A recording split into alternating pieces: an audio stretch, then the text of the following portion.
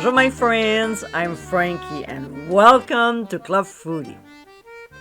When it comes to pasta, there are many different sauces to choose from, like marinara, pesto, carbonara, bolognese, vodka, ragu, and so on, including this one.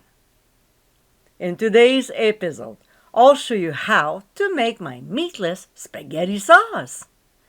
This is quite a handy recipe as it can be used for many different applications, like when I make my Italian meatballs, my manicotti, or lasagna. So let's get cooking. In a large pot over medium, we'll heat up some oil before adding white onions and red peppers, both finely chopped.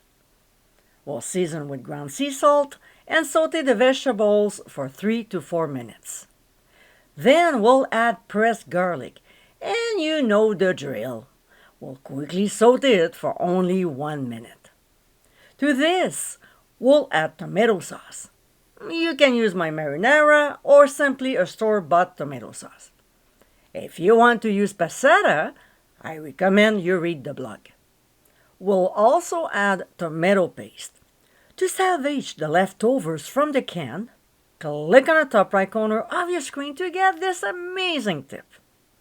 Some brown sugar, such as demerara, a quarter cup of dry red wine, red pepper flakes to taste. I'm okay with only half a teaspoon, but add as much or less as you want. And we're not done yet, but we'll give a good stir because tomato sauce like to erupt like a volcano when it's left alone for a while.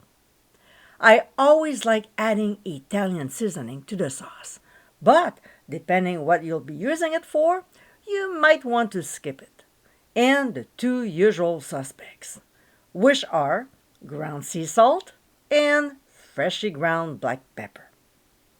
Another ingredient we'll add is parsley. It's good for us. And we'll stir again so everything is well blended. When it starts to percolate, we'll reduce the heat to medium-low and let it simmer for 1 hour, enough so the flavors can mingle together, stirring occasionally. To prevent the tomato sauce from splashing everywhere, we'll simply place the lid slightly ajar. And my friends, this is our meatless spaghetti sauce. With fresh ingredients, this tasty recipe is loaded with goodness. It's certainly a great basic sauce to have on hand when making other dishes. I hope you give it a try soon, and be sure to visit clubfoodie.com for ingredient amounts, directions, and more info.